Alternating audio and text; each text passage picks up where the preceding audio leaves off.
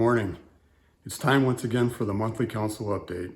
With Julie and I being out of town for the following 3 Sundays, at last week's council meeting, I asked if anyone could give the monthly council update at this morning's service. After a short silence, PT said that I could just record something myself, at which point I realized that no one's going to bail me out of this. So here we are. Giving in February was just over $15,000, while budgeted spending was just over $26,000, resulting in a monthly deficit of about $11,000. Although concerning, we believe that this is a bit of an aberration, as the weather for most of the Sundays in February was pretty poor, and early indications for March giving point to a positive month. Pastor Travis has completed the Lilly Endowment application for his 2026 sabbatical.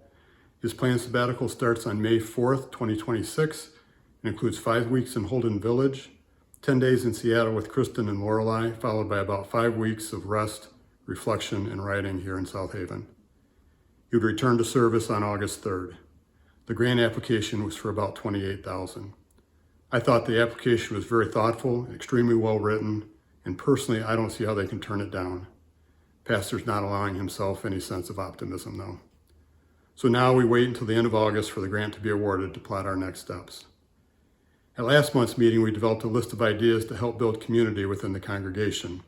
And at Tuesday's meeting, we narrowed that list down to the top 3 that we'd like to initially move forward on. The first is the rummage sale, which is tentatively planned for late April. The second is PT would like to renew his pub theology program, where a small group could meet at local establishments to share beverages and discussion. And wait for further information on that. And the third one is dinner with pastor and family, and his family. Council members will take an early initiative to host pastor's family and maybe some additional guests for dinner. However, we would be thrilled if anyone else in the congregation could also take this up.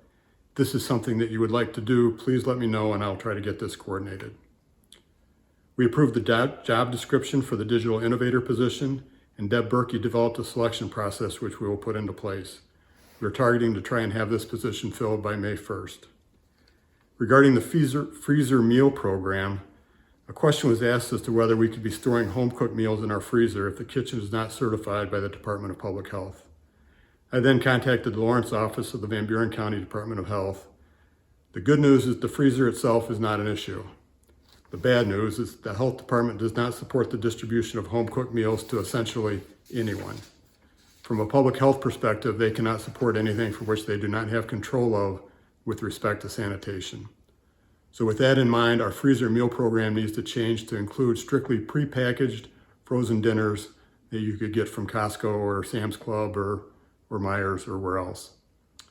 This is endorsed by the health department. And lastly, we approved an expenditure to clean the sanctuary chair cushions and kneelers. This is scheduled for April 7th. Thanks. Have a good day.